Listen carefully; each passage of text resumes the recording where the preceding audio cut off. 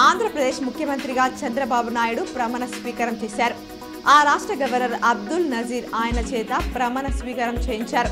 చంద్రబాబుతో పాటు ఉప ముఖ్యమంత్రిగా పవన్ కళ్యాణ్, మంత్రులుగా మరో 23 మంది నేతలు కూడా ప్రమాణ స్వీకారం చేశారు. తెలంగాణ టెట్ ఫలితాలు వెల్లడయ్యాయి. బుధవారం మధ్యాహ్నం ముఖ్యమంత్రి రేవంత్ రెడ్డి టెట్ ఫలితాలను విడుదల చేశారు. పేపర్ 1లో 67.13% మంది, పేపర్ 2లో 34.18% మంది అర్హత సాధించారు. పేపర్ 1లో మొత్తం 85,996 మంది పరీక్ష రాయగా 57,725 మంది క్వాలిఫై అయ్యారు.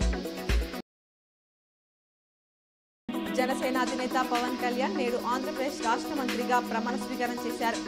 గవర్నర్ జస్టిస్ అబ్దుల్ నజీర్ ఆయనతో ప్రమాణం చేయించారు. పవన్ ప్రమాణ స్వీకారం చేస్తున్న సమయంలో ప్రాంగణంలోని వారంతా లేచి చప్పట్లతో అభినందించారు.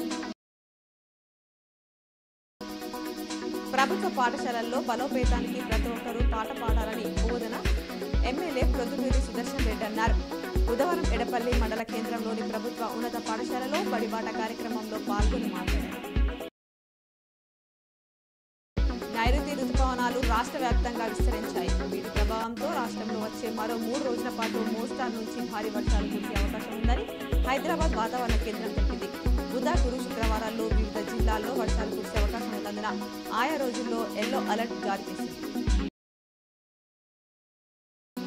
ఆర్మూర్ మున్సిపల్ వైస్ చైర్మన్ మున్నూను పదవి నుండి తొలగించాలని బీజేపీ నాయకులు డిమాండ్ చేశారు.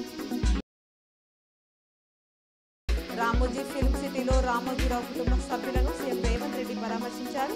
రామోజీరావు చిత్రపటానికి సీఎం రేవంత్ రెడ్డి పూలమాలలు వేసి